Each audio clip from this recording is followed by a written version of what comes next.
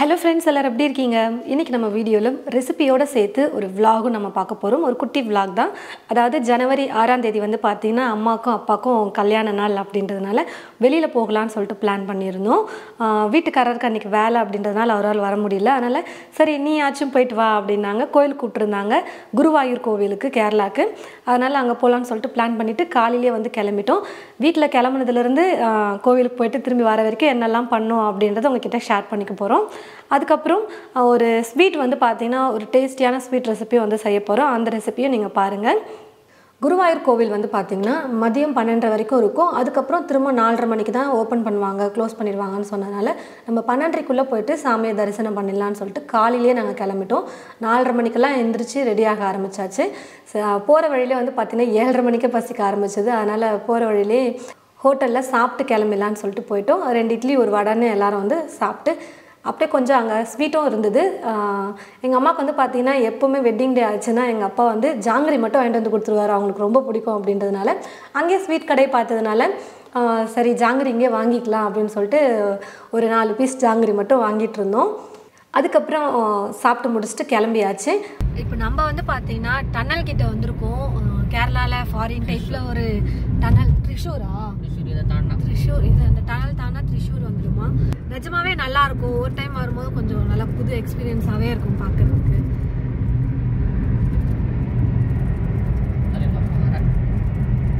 ஃபுல்லாக பாறையா?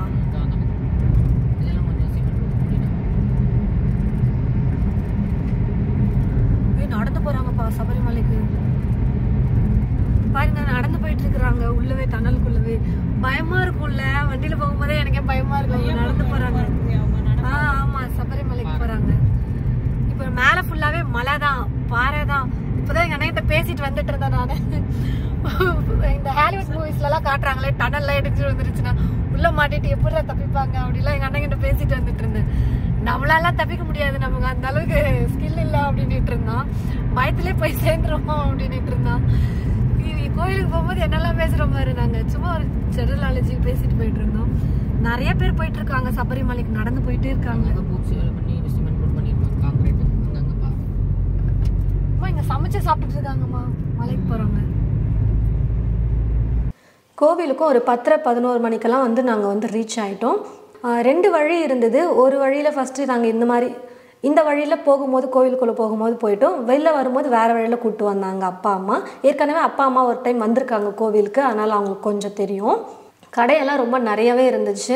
ஆனால் நாங்கள் எதுவும் வாங்கலை. எல்லாம் என்ன வாங்குறதுன்னு தெரியல, அதனால் நாங்கள் எதுவுமே வாங்கலை. சும்மா கடையெல்லாம் பார்த்துட்டு மட்டும் போனோம். ரொம்ப கூட்டமாக இருந்தது கோவில். அன்றைக்கி வந்து பார்த்திங்கன்னா நிறைய பேர் அந்த கோவிலில் மேரேஜும் பண்ணிகிட்டு இருந்தாங்க. நிறைய முகூர்த்தம் வேறு இருந்துச்சு போல இருக்குது. அதுவே ரொம்ப கூட்டம். இன்னும் இல்லாமல் சபரிமலைக்கு மாலை போட்டு போகிறவங்க அவங்க நிறைய பேர் இருந்தாங்க. அதுக்கப்புறம் ஓம் சக்தி கோவிலுக்கு மாலை போட்டு போகிறவங்களும் இருந்தாங்க. கோவிலே பயங்கர கூட்டமாக இருந்துச்சு. பக்கத்துலேயே எங்கள் இந்த மாதிரி ஒரு ஆடிட்டோரியம் மாதிரி இருந்துச்சு. அந்த இடத்துல வந்து பார்த்திங்கன்னா பரதநாட்டியம் வந்து நடந்துட்டு இருந்தது. ரொம்ப சூப்பராக இருந்தது, பார்க்கவே ரொம்ப அழகாக இருந்துச்சு. கொஞ்ச நேரம் நாங்களும் நின்று பரதநாட்டியத்தை வந்து பார்த்துட்டு அதுக்கப்புறமா வந்து கிளம்புனோம் கோவிலுக்கு. இந்த குருவாயூர் கோவிலை வந்து பார்த்து முடிச்சதுக்கப்புறமா சாமியெல்லாம் கும்பிட்டு முடிச்சுட்டு அதுக்கப்புறம் பக்கத்துலேயே இன்னொரு கோவில் இருக்குது அப்படின்னு சொல்லிட்டு அம்மா வந்து சொன்னாங்க. அம்மாவும் யூடியூப்பில் தான் பார்த்துருந்தாங்க. அந்த கோவிலும் ரொம்பவே பழமையான கோவில், சக்தி வாய்ந்த கோவில் அப்படின்னு சொன்னதுனால அந்த கோவிலுக்கும் போகலான்னு சொல்லிட்டு நாங்கள் பிளான் பண்ணி தான் போயிருந்தோம். கோவிலுக்குள்ளே போயிட்டு மேப் போட்டு பார்க்கும்பொழுது ஒரு 700 மீட்டர் அப்படி தான் வந்து காட்டுச்சு குருவாயூர் கோவிலேருந்து அந்த சிவன் கோவிலுக்கு. அதனால் நம்ம நடந்தே போயிடலான்னு சொல்லிட்டு நாங்கள் நடக்க ஆரம்பிச்சிட்டோம். இந்த சிவன் கோவிலோட பேர் வந்து பார்த்திங்கன்னா மம்மியூர் ஸ்ரீ மகாதேவர் டெம்பிள் அப்படின்னு வந்து போட்டிருப்பாங்க. நாங்கள் சனிக்கிழமை போனதுனால கோவிலெலாம் கூட்டமாக இருந்துச்சா இல்லை அன்றைக்கி வந்து ஏதாவது ஃபங்க்ஷனான்னு எங்களுக்கு தெரியல. ஆனால் 2 கோவிலுமே வந்து நல்லா கூட்டமாக க்ரௌடாக தான் இருந்துச்சு. குருவாயூர் கோவிலேருந்து ரொம்ப பக்கம். கண்டிப்பாக குருவாயூர் கோவில் போகிறவங்க இந்த கோவிலுக்கும் போயிட்டு வாங்க. மேப்லேயே உங்களுக்கு இந்த மம்மியூர் ஸ்ரீ மகாதேவர் டெம்பிள் அப்படின்னு போட்டிங்கனாலே உங்களுக்கு லொக்கேஷன் வந்து ரொம்ப ஈஸியாக வந்து தெரிஞ்சிடும். அதுக்கப்புறம் திரும்பவும் நாங்கள் நடக்க ஆரம்பிச்சிட்டோம். போகிற வழியிலே கொஞ்சம் வந்து தாகமாக இருந்துச்சு அப்படின்னு எங்கள் அப்பா வந்து டீ குடிக்கலாம் அப்படின்னாரு. தாகத்துக்கும் டீ குடிக்கிறதுக்கு என்ன சம்மந்தம், ஆனாலும் பரவாயில்ல நான் டீ குடிக்கிறேன், நீங்கள் வந்து ஜூஸ் குடிச்சிக்கோங்க அப்படின்ட்டாரு. நாங்கள் 3 பேரும் ஜூஸ் வந்து வாங்கி குடிச்சிட்டு கொஞ்ச நேரம் அங்கேயே உட்காந்து பேசிட்டு அப்படியே டைம் ஸ்பெண்ட் பண்ணிட்டு அதுக்கப்புறம் திரும்பவும் குருவாயூர் கோவிலுக்கே வந்துட்டோம். அங்கே தான் நம்ம காரில் பார்க் பண்ணியிருக்கோம் அப்படின்றதுனால அங்கே தான் வரணும். திரும்ப கோவிலுக்கே வந்துட்டோம். குருவாயூர் கோவிலில் வந்து பார்த்திங்கன்னா எத்தனை யானை இருக்குதுன்னு எங்களுக்கு தெரியல. ஆனால் நாங்கள் போனப்போ 2 யானை இருந்துச்சு. நாங்களும் 2 யானை தான் அப்படின்னு நினச்சோம். அதுக்கப்புறம் கோவிலுக்குள்ளே திரும்ப ஒரு ரவுண்ட் போயிட்டு வரலான்னு போகும்போது உள்ளே வந்து பூஜை நடந்துட்டு இருந்துச்சு. கோவில் சுற்றி வர அந்த நடப்பாதையில் அங்கே வந்து இன்னொரு யானை இருந்தாங்க. 12:30 மணிக்கு நட சாத்தினதுக்கப்புறமா வந்து பூஜைலாம் வெளியில் வந்து பண்ணுறாங்க. அப்போ வந்து இன்னொரு யானை இருந்துச்சு. மொத்தம் 3 யானை நாங்கள் பார்த்தோம். ஃபஸ்ட்டு வந்தது ஒரு வழி. இப்போ நாங்கள் வந்து பார்த்திங்கன்னா வெளியில் போகிறது இன்னொரு வழியில் நாங்கள் வந்து போயிட்டுருக்கோம். இது வந்து பார்த்திங்கன்னா ஒரு என்ட்ரன்ஸ் மாதிரி. மொத்தம் 2 வழி இருந்துச்சு கோவிலுக்குள்ளே போகிறதுக்கு. அங்கேயும் நிறைய கடைகள் எல்லாம் இருந்தது. கோவிலுக்கு போகும்போது வெயிலே இல்லை. கோவிலுக்கெல்லாம் போயிட்டு முடிச்சுட்டு வரும்போது செம்ம வெயில், பயங்கரமான வெயில். நாங்கள் வேறு கார்லேயே வந்து செருப்பெல்லாம் பார்க்கிங்லேயே வந்து செருப்பெல்லாம் கழட்டி விட்டோம். கோவிலுக்கு போகிறதுக்கு எதுக்கு, கொஞ்சம் தூரம் தான் நடந்தே போய்க்கலாம் அப்படின்னு சொல்லிட்டு. செம்ம சூடு, கால்லாம் அப்படியே பறக்க ஓடிட்டு இருந்தோம் கால் சூட்டுக்கு. இங்கே வெளியில் வரும்போது இந்த மாதிரி கொஞ்சம் இருந்தது. இந்த இடம் பார்க்க நல்லா இருந்துச்சு. 2 பக்கமும் யானை சிலை வச்சுருந்தாங்க. அப்புறம் இன்னொரு சிலை ஒன்று இருந்தது. நாங்கள் கோவில்லே அன்னதானம் வந்து சாப்பிடலாம் அப்படின்றத பிளானில் தான் நாங்கள் போயிருந்தோம். மதியம் அன்னதானம் முடிச்சுட்டு வந்துடலாம் அப்படின்னு. ஆனால் அன்னதானத்துக்கும் அவ்வளோ பெரிய கியூ இருந்தது. சரி, அதெல்லாம் முடிச்சுட்டு வரத்துக்கு கொஞ்சம் லேட் ஆகிடும் அப்படின்றதுனால நாங்கள் வந்து கிளம்பிட்டோம், வீட்டுக்கு போகலாம் அப்படின்னு சொல்லிட்டு. அப்போ வர வழியிலே வந்து ஒரு ஹோட்டலில் சாப்பாடு வந்து மீல்ஸ், நாங்கள் 3 பேர் வந்து அம்மா, நான், அப்பா மீல்ஸ் சாப்பிட்டோம். அண்ணா வந்து பரோட்டா சாப்பிட்டான். மீல்ஸ் வந்து ரொம்ப சூப்பராக இருந்துச்சு. நல்லா திருப்தியாக சாப்பிட்டு முடிச்சுட்டு அதுக்கப்புறம் வீட்டுக்கு போகலான்னு சொல்லிட்டு பிளான் பண்ணோம். நடுவில் வந்து பார்த்திங்கன்னா கிளம்பும் போது ஒரு பிளான் சேஞ்ச் ஆகிடுச்சு. பக்கத்துலேயே அங்கே பாலக்காடு கிட்ட வந்து லூலு மால் வந்து ஒன்று புதுசாக ஓப்பன் பண்ணியிருந்தாங்க. ஆல்ரெடி அம்மா வந்து போயிருக்காங்க, அம்மா அண்ணாலாம். நானும் அப்பா போனதில்லை அப்படின்றதுனால வேணா அவங்களை கூப்பிட்டு போய் காட்டுறேன் அப்படின்னு சொல்லிட்டு கூப்பிட்டு போயிருந்தாங்க. உள்ளே போனால் அங்கே பார்க்கிங்கே இல்லை, அவ்வளோ கூட்டம், பயங்கர கூட்டம். பார்க்கிங்கே நாங்கள் கொஞ்சம் போய் தள்ளி தான் நிற்க வச்சுட்டு வந்தோம். இவ்வளோ கூட்டத்தில் போய் என்ன வாங்க போகிறோம் அப்படின்ற மாதிரி தான் இருந்துச்சு. ஆஃபர் அப்படின்னு சொல்லியிருந்தாங்க. ஆனால் எனக்கு ஒன்றும் அவ்வளோ பெருசாக ஒன்றும் ஆஃபர் மாதிரி தெரியல. லூலு மால் வந்து 2 ஃப்ளோர் தான் இருந்தது. போய் சுற்றி பார்த்துட்டு வீட்டுக்கு கிளம்பியாச்சு. அன்றைக்கி டே வந்து எங்களுக்கு இப்படி தான் போச்சு. சரி, வெளியில் எங்கேயாச்சும் போகலாம் அப்படின்னு அம்மா சொன்னதுனால கல்யாண நாளை வந்து நாங்கள் வெளியில் போயிட்டு இந்த மாதிரி கோவிலுக்கெலாம் போயிட்டு கொண்டாடி செலிப்ரேட் பண்ணிவிட்டு வந்துட்டோம். ரொம்ப சூப்பராக போச்சு. இப்போ வாங்க ஒரு சூப்பரான ஸ்வீட் ரெசிபி எப்படி செய்கிறதுன்னு சொல்லிட்டு பார்க்கலாம். ஒரு ஸ்வீட் கார்ன் வந்து பார்த்திங்கன்னா இப்போ நான் எடுத்து வச்சுருக்கேன். இந்த ஸ்வீட் கார்னை வந்து போல் வந்து பார்த்திங்கன்னா முத்தாக வந்து உரித்து எடுத்து வச்சுக்கிட்டேன். ஒரு கப்பில் அளந்து எடுத்து வச்சுருக்கேன். மெஷர்மெண்ட் கப்பில் 250 மில்லி அளவுள்ள கப்பில் மெஷர் பண்ணி எடுத்து வச்சுருக்கேன். கரெக்டாக எனக்கு இந்த ஒரு கப் ஃபுல்லாக வந்திருக்கு. மொத்தமாக 200 கிராம் அளவுக்கு இருந்துச்சு இந்த ஸ்வீட் கார்ன். நம்ம முத்தாக உதிர்த்ததுக்கு அப்புறமா வெயிட் போட்டதில் வந்து 200 கிராம் இருந்தது. இப்போ இந்த ஒரு கப் ஸ்வீட் கார்னையும் ஒரு மிக்ஸி ஜாரில் சேர்த்துக்கிறேன். கூடவே ஒரு கப் அளவுக்கு பால் வந்து காய வச்சு எடுத்து வச்சுருக்கேன். நான் வந்து இப்போ பேக்கெட் பால் தான் எடுத்திருக்கேன். நீங்கள் பசும்பால், பேக்கெட் பால் எதுனாலும் எடுத்துக்கோங்க. தண்ணி வந்து சேர்க்காமல் நல்லா திக்காக பாலை வந்து காய வச்சு நல்லா சூடு ஆற வச்சு எடுத்து வச்சுருக்கேன். இப்போ இந்த பாலையும் சேர்த்துக்கிறேன். நல்லா நைஸாக வந்து அரைச்சி எடுத்துக்கலாம்.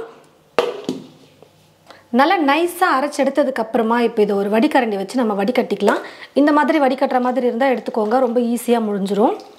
அந்த ஸ்வீட் கார்னோடைய அந்த திப்பி மாதிரிலாம் இருக்கும் பார்த்தீங்களா, அரைச்சதுக்கப்புறம் அதெல்லாம் இல்லாமல் நல்லா நைஸாக வந்து வடிகட்டி எடுத்துக்கலாம். நீங்கள் எந்த பாத்திரம் யூஸ் பண்ணுறீங்களோ அதிலே வந்து வடிகட்டிக்கோங்க. நான் வந்து இப்போ இந்த கடாய் யூஸ் பண்ணுறதுனால அதை எடுத்துக்கிறேன். நல்லா அடிப்பிடிக்காத மாதிரி நல்லா அடிகனமான பாத்திரம் எடுத்துக்கோங்க. கைவிடாமல் கலந்து கொடுத்துக்கிட்டே இருக்கணும். அதனால் நல்லா ஒரு அடிகனமான பாத்திரம் எடுத்துக்கோங்க.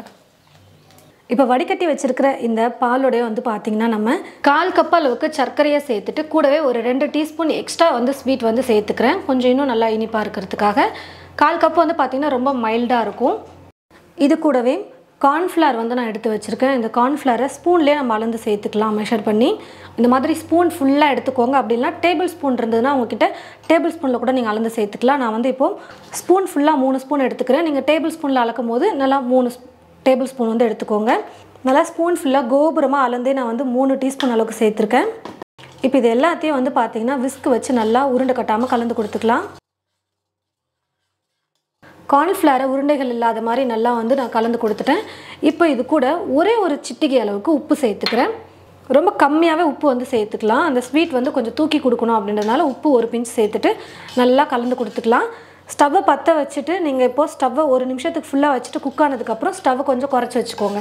மீடியம் ஃப்ளேமில் வச்சுக்கிட்டே நம்ம வந்து கலந்து கொடுக்கும்போது அடிப்பிடிக்காமல் உருண்டை கட்டாமல் ஒரே மாதிரி கலரும் மாறாமல் நல்லா பர்ஃபெக்டாக நம்மளால் குக் பண்ணி எடுக்க முடியும். கைவிடாமல் வந்து பார்த்திங்கன்னா கலந்து கொடுத்துக்கிட்டே இருக்கணும். அப்போ தான் வந்து உருண்டை கட்டாமல் அடிப்பிடிக்காமல் நம்மளால் குக் பண்ண முடியும். இப்போ வந்து ஓரளவுக்கு கெட்டியாகிட்டு வந்திருக்கு பாருங்கள். நல்லா இன்னும் கொஞ்சம் கெட்டியான பதத்துக்கு வரணும். அது வரைக்கும் நம்ம வந்து குக் பண்ணிக்கலாம். கொஞ்சம் இந்த மாதிரி இலக்கமான பதத்தில் இருக்கும்பொழுது இது கூட வந்து நான் ஃபுட் கலர் சேர்த்துக்கிறேன். இது வந்து லைட் எல்லோவாக இருக்கும், இன்னும் கொஞ்சம் எல்லோவாக இருந்தால் நல்லாயிருக்கும் அப்படின்றதுனால ஃபுட் கலர் சேர்த்துக்கிறேன். இது வந்து ஆப்ஷனல் தான், வேணான்னா நீங்கள் ஸ்கிப் பண்ணிக்கலாம். அதே மாதிரி உங்களுக்கு எந்த ஃபுட் கலர் பிடிச்சிருக்கோ அந்த கலர் கூட நீங்கள் சேர்த்துக்கோங்க. நான் வந்து எல்லோ கலரே சேர்த்துருக்கேன். பாருங்கள் ஃப்ரெண்ட்ஸ், எந்த அளவுக்கு நல்லா இலக்கமாக இருந்தது, குக் பண்ண நல்லா கெட்டியான பதத்துக்கு வந்துருச்சு. இந்த அளவுக்கு நல்லா கொஞ்சம் கெட்டியான பதத்துக்கு வந்ததுக்கப்புறமா இப்போ நம்ம ஒரு பவுலில் வந்து சேர்த்துக்கலாம். நான் வந்து இப்போ ஒரு கண்ணாடி பவுல் எடுத்திருக்கேன், கொஞ்சம் ஒட்டாமல் இருக்கும் அப்படின்றதுனால. இந்த பவுலில் வந்து கொஞ்சம் நெய் வந்து தடவிக்கலாம், எடுக்கும்போது ரொம்ப ஈஸியாக இருக்கும் அப்படின்றதுக்காக நெய் தடவிக்கிறேன். அப்படி இல்லைனா நீங்கள் பட்டர் ஷீட் கூட போட்டுக்கலாம், நல்லா ஒட்டாமல் எடுக்கணும், ஈஸியாக வரணும் அப்படின்னா. இப்போ ஸ்டவ் ஆஃப் பண்ணிவிட்டு இதை எடுத்து நம்ம அந்த கண்ணாடி பவுலில் சேர்த்துக்கலாம். ஒரு ஸ்பூன் பின்னாடி நெய் தடவிட்டு அதுக்கப்புறமா இப்படி ப்ரெஸ் பண்ணும்போது கொஞ்சம் ஒட்டாமல் இருக்கும், நல்லா ஈவனாகவும் ஸ்ப்ரெட் பண்ண முடியும். நல்லா ஈவனாக ஸ்ப்ரெட் பண்ணி விட்டாச்சு. இப்போ நல்லா சூடு வந்து ரூம் டெம்பரேச்சருக்கு வரட்டும். சூடு நல்லா குறைஞ்சதுக்கப்புறமா இதை வந்து ஃப்ரிட்ஜில் வந்து வச்சு எடுக்கணும். நல்லா சூடு ஆறுனதுக்கப்புறமா ஃப்ரிட்ஜ்லையும் நான் வச்சு எடுத்துக்கிட்டேன். நல்லா ஒரு 2 மணி நேரம் இல்லை 1 மணி நேரத்துக்கு ஃப்ரிட்ஜில் வச்சுட்டு நல்லா செட் பண்ணதுக்கப்புறமா எடுத்து நம்ம பீஸ் போடும்போது ரொம்ப சூப்பராக வரும். நல்லா சாப்பிடவும் ரொம்ப சூப்பராக இருக்கும். இந்த ஸ்வீட் வந்து கொஞ்சம் சில்லுன்னு இருக்கும்போது சாப்பிட இன்னும் நல்லாயிருக்கும். ஃப்ரிட்ஜ்லேருந்து எடுத்ததுமே வந்து கட் பண்ணாமல் கொஞ்சம் நேரம் விட்டுட்டு அதுக்கப்புறம் கட் பண்ணும்போது ஈஸியாக வந்துடும். நான் இந்த பவுல்லே வந்து பார்த்தீங்கன்னா பீசஸ் போட்டு அதுக்கப்புறமா நான் எடுத்துக்கிறேன். ஈஸியாக வந்து பவுல் வந்து திருப்பி 2 தட்டி எடுத்தோம்னாலே போதும், அழகாக சூப்பராக பவுல் வந்து வந்துடும். ரொம்ப சூப்பரான ஒரு ஸ்வீட். எப்பயும் ஒரே மாதிரி செய்யாமல் கொஞ்சம் இந்த மாதிரி ஸ்வீட் கார்ன் வாங்கினீங்கன்னா ட்ரை பண்ணி பாருங்கள். கண்டிப்பாக டேஸ்ட் வந்து ரொம்ப நல்லாயிருக்கும், நல்லா சாஃப்டாக ரொம்ப சூப்பராக இருக்கும். நீங்களும் உங்களுடைய வீட்டில் இது போல் இந்த ஸ்வீட் வந்து ட்ரை பண்ணி பார்த்துட்டு எப்படி இருந்ததுன்னு சொல்லிட்டு மறக்காமல் கமெண்ட் பாக்ஸில் வந்து கமெண்ட் பண்ணுங்கள். இந்த வீடியோவை மற்றவங்களுக்கும் ஷேர் பண்ணுங்கள். இது போல் நிறைய வீடியோஸ் பார்க்க தமிழ் ஃபுட் மசாலா சேனலை மறக்காமல் சப்ஸ்கிரைப் பண்ணிக்கோங்க. கூடவே பக்கத்தில் இருக்கிற பெல் ஐக்கானை கிளிக் பண்ண மறந்துடாதீங்க. தேங்க்யூ.